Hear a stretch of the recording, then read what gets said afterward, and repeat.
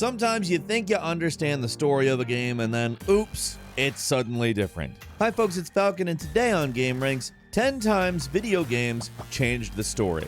Starting off at number 10, in Halo when you're the last Spartan, or not. Yeah. One fact that was made really clear in the first Halo game is that your character, the Master Chief, is unique. He's the last surviving Spartan 2, the only super soldier left. They stuck with this for a while and remained consistent about it up through Halo Reach, the last game in the series created by Bungie. Sure, there were a lot of Spartans running around in that game, but it was also set before the events of Halo 1. And therefore, we're left to assume that any Spartans we didn't see die on screen must have eventually died during the battle for Reach. Except, actually some of them survived. The most prominent survivor was June A266, one of the Spartans on your team, and the guy who would later go on to create the Spartan 4 program. During the events of Reach, he just kind of disappeared. You didn't see him die, so I guess later writers decided to bring him back. Totally forgetting about the whole all Spartans are dead stuff, which was so heavily emphasized by the original developers. It's not really a huge surprise that after the series went Spartan crazy, like there's multiple Spartan characters in Halo 4 and 5, while the only Bungie game with more than one in it was Reach, and it was explicitly a prequel. Hell, far from Master Chief being the only Spartan left now, he wasn't even the only Spartan left on the Pillar of Autumn, the ship from Halo 1. In the novel First Strike, it says there's another Spartan on that ship, along with the Chief, just in a cryopod to heal their injuries. So, at this point, the whole no other Spartan thing has been completely ignored or possibly forgotten about. So yeah, it takes a little bit of specialness and uniqueness away from Master Chief, but he's already basically Warrior Cyborg Jesus in Halo anyway, so it's probably not that big of a deal. At number 9 in the Elder Scrolls Oblivion, let's talk about the Imperial Province. It's an infamous change among people who love Elder Scrolls games. In all the games before Oblivion, the Imperial Province is described as being a jungle. Then comes Oblivion, and it's your standard grassland and temperate forest. It looks nothing like what many fans expected it would look like, and tons of them were disappointed by this blatant switch. One of the things people praise most about Morrowind is that it's not your traditional fantasy settings. For instance, the island of Vardenfell is a distinct and unique environment that doesn't really look like anything else, and when people heard they were coming out with Oblivion and setting it in the Imperial Province, they were excited to see how this place would be different as well. Instead, it's pretty much exactly what you expect for a fantasy game world. This is probably done for two reasons. A jungle would be a lot harder, both in terms of design and render stuff, like especially in 2006. Like, you remember the draw distances in Oblivion. Now imagine them in a place that isn't just empty hills. The other reason I think is Bethesda probably wanted more mainstream success with the franchise. So they turned a place that was described as weird and dense into a more traditional setting, which kind of sucks for longtime fans, but there it is. And they did come up with a reason for why this happened. Certain books mention that Emperor Tiber Septim transformed the province into a bunch of bland forests with magic because he can do that. Like, did you think you were good at magic in Elder Scrolls, like throwing around fireballs and stuff? This dude transforms entire continents. Apparently his transformation powers can go back in time too, because in Elder Scrolls Online, this place is also a European forest. That is some impressive magic. At number 8 is Metal Gear Solid's Venom Snake.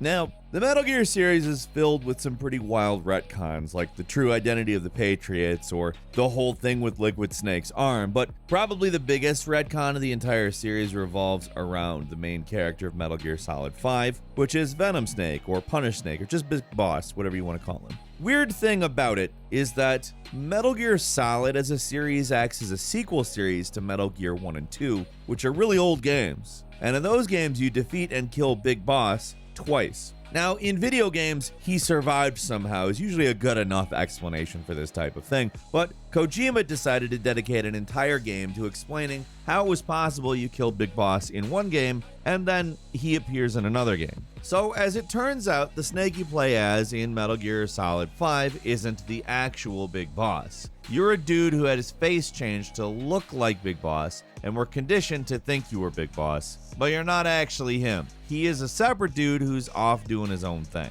That's the big twist at the end of the game. Your dude, Venom Snake, is the guy who took on Solid Snake in his first mission. Originally, the games just said that Big Boss survived that encounter, but this game is like, nope, the guy you fought wasn't actually Big Boss, and he did die. It's all pretty confusing. but that's Metal Gear for you. Basically, the existence of a second big boss is just totally changing the story to make the story, I guess, make more sense? Maybe? I don't know.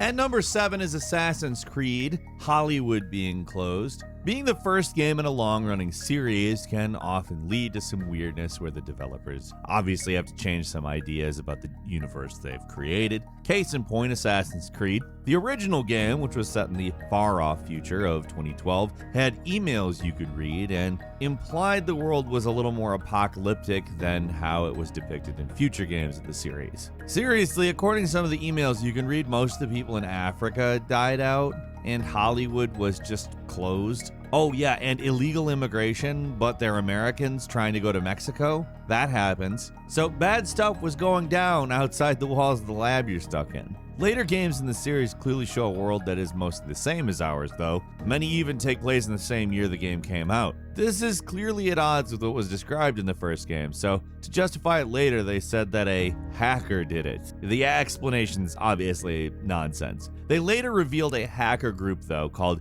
Erudito, had infiltrated the Abstergo newswire and fabricated a bunch of news stories sent to employee emails. Why would they do this?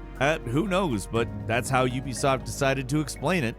At number 6 is the Diablo series, Where the Heck You're From. Diablo isn't really a game where you pay close attention to the plot. It's mostly about hacking and slashing, it being a hack and slash and all, but this whole thing is almost impossible to ignore. Blizzard just cannot seem to decide where the character from Diablo 1 is from. See, in the original, no matter what character you play as, you're said to have been from the village of Tristram, the small town you return to after dungeon crawling. One character flat out says that you used to live in the village. Now, in Diablo 2, you play as a different character, but the protagonist of the original becomes the Dark Wanderer after absorbing Diablo's Soulstone. Far from being a person the people in Tristram recognized like in the first game, now they were just a wanderer that no one remembers. Diablo 3 changes it again by making the Dark Wanderer a full-on character named Aiden that people in Tristram knew. So pretty much every game seems to have a different idea about who the character from the first game was. It's one of the only significant plot points in the entire series, and they are not consistent about it. At least, not from game to game.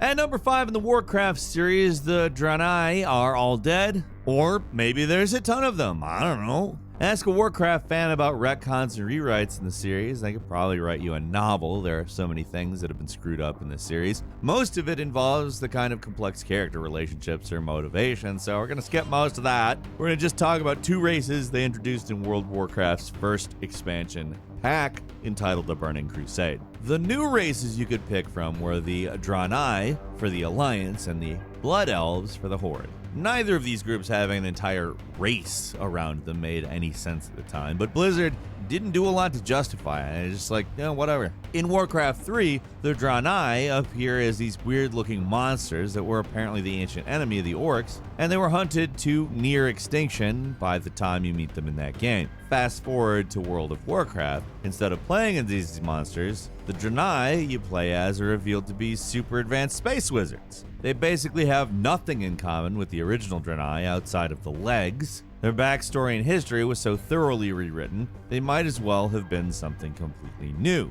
The Blood Elves, on the other hand, aren't so much different visually as different story-wise. In Warcraft 3, all the Blood Elves flee from their destroyed city of Quel'Thalas into the Outlands, and there aren't really that many of them left. Now, in World of Warcraft, instead of living in the Outlands, they've completely rebuilt their city, and they're living there instead. They were pretty clearly implied to be totally decimated at the end of the Warcraft 3 expansion they were part of, with only a small group of survivors escaping. But when they were added as a race in World of Warcraft, their population suddenly exploded, and even though they'd become enemies of the Alliance and their country is smack dab in the middle of the Alliance, they were able to both reconquer and rebuild their destroyed homeland. I mean, from a strategy and a geological viewpoint, that makes no sense. Essentially, Blizzard wanted some new races for World of Warcraft, and they had to come from somewhere. Didn't matter how little they fit, they just jammed that round peg into the square hole anyway. And to be frank, Blizzard has done that more than a few times.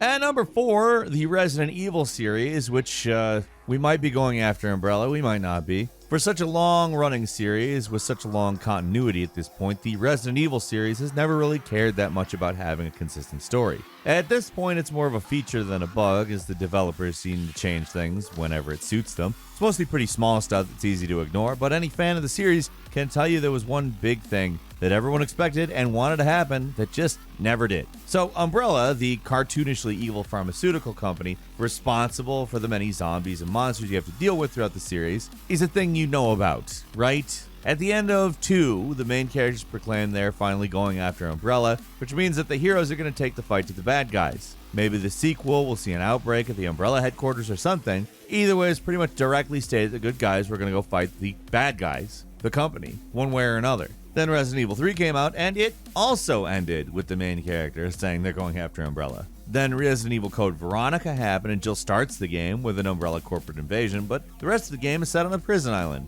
And that was a side story rather than the main event. So when the much-delayed Resident Evil 4 came out, Resident Evil fans look forward to seeing a returning Leon, might actually fight the bad guys, and oops, Umbrella's already gone. In a pretty blatant retcon, instead of having any of the heroes take down Umbrella, economics do it instead. Umbrella is destroyed in the opening cutscene. Resident Evil 4, basically completely new. After all that build-up, Umbrella is destroyed between games. Oh, and Wesker, that generic backstabbing bad guy from the original game, is actually a cat-eyed supervillain. That also happens. At number 3 is Devil May Cry 2's timeline confusion. To say that DMC2 is the black sheep of the series, it'd be an understatement. I mean, it's just a flat-out crappy game in an otherwise amazing series. Combat's dull, levels are long, Dante doesn't have any of the personality he'd display in any of the other games. And originally, this game was set at the end of the DMC timeline. It was meant to be Dante's last adventure, even after Devil May Cry 4. But when Devil May Cry 5 came around, that changed, as that game was meant to be Dante's last game. So instead of being set in some far-off future, DMC2 now took place before DMC4, even if previously it was supposed to happen after. The only reason this was done was for the 5th game to make some degree of sense. 5 had to be the last game in the timeline for story reasons, and 4 had to happen before it. So basically they sent DMC2 back in time to be set after the original game. Confused yet? Well, here's the thing. Nothing really happens in DMC2. Nothing in it matters at all. Doesn't change the story of the series no matter what happens. So even though continuity hounds might complain the new timeline is wrong, I would much rather have 5, which is a great game, be Dante's last adventure rather than 2, which sucks. And number 2, Kingdom Hearts.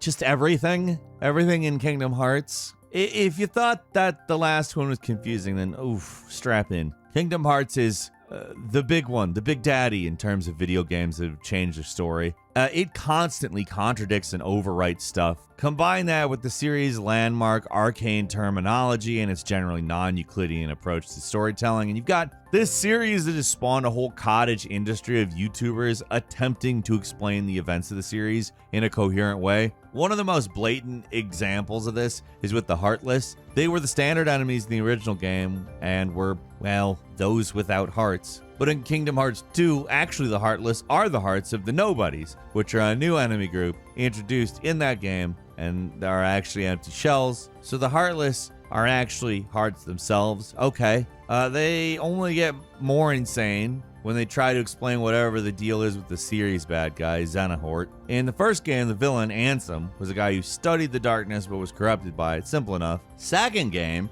the guy who everyone thought was Ansem was actually Xenohort, his apprentice who stole his name for some reason. Later games started introducing time travel in the mix and make things more and more convoluted, basically making it so anything that ever happened in the world of Kingdom Hearts was actually a secret plan by Xenohort. Oh, and he made like 13 versions of himself. Also, he's revealed to be a good guy at the end of the 3rd game. All that stuff with him being cartoonishly evil in the old games, just an act, I guess. There's so much more to this. We could go all day, as evidenced by YouTube channels full of people attempting to explain what the hell any of this is. I don't play Kingdom Hearts for the story. It's just a good set of games. I kind of let them be what they are in terms of the story. Just like whatever you got going on, just you do you. And number 1 is Mass Effect 3's ending. Sure, some of the previous games changed stuff in future games in the series, but not many games change the story in the same game. This one's kind of infamous, and you probably know at least a little about it. Mass Effect 3's ending was so disliked that the developers, BioWare, actually patched in a new ending to the game. Doesn't completely fix it. Most players still found the new ending fairly disappointing, but still, they literally changed the story. Few key things. In the original ending, it looked like the mass relays, the things that allowed for faster than light travel, were completely destroyed. Because of this, it basically meant that everyone would be cut off from one another, including the alien fleet that was helping defend Earth at the end of the game. With the new ending, this was changed in that the relays were just disabled instead of totally blown up, meaning they could be repaired. Another major change was done to this odd scene where the Normandy crash lands on some random planet, seemingly implying that they were going to be stuck there. New ending instead makes it so they repair the ship just fine after the crash,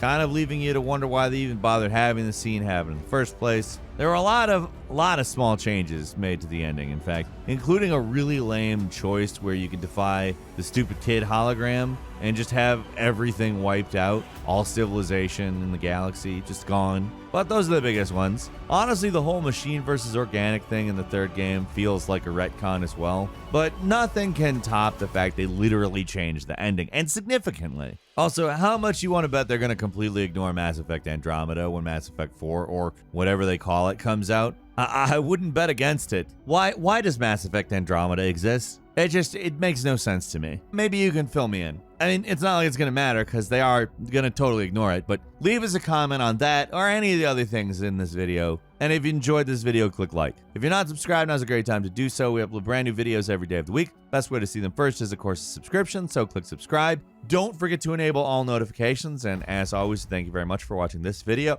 I'm Falcon. You can follow me on Twitter @FalconHero. We'll see you next time right here on gameranx.